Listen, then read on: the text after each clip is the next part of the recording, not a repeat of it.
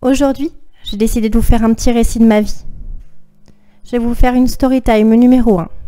Pour ceux et celles qui m'ont suivi depuis le début, vous avez certainement remarqué que mon visage a changé.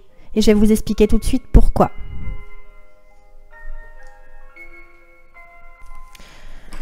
À l'aube de mes 20 ans, tout allait bien. Enfin, je pensais.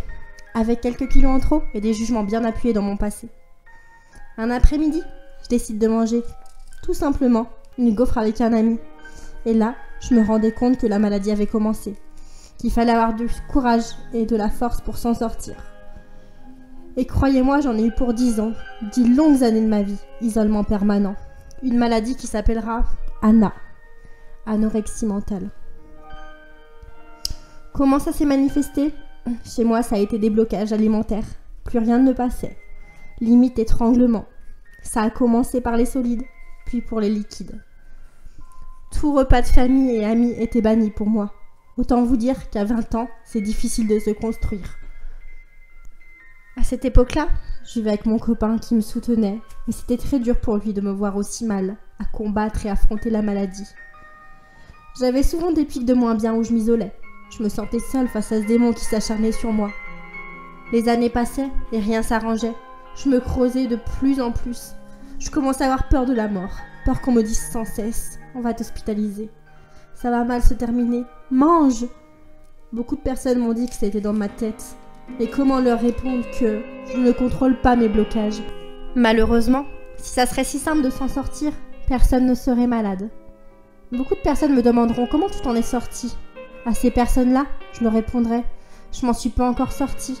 Même si je n'ai plus de symptômes, je sais que du jour au lendemain je peux rechuter. Et que rien n'est jamais gagné.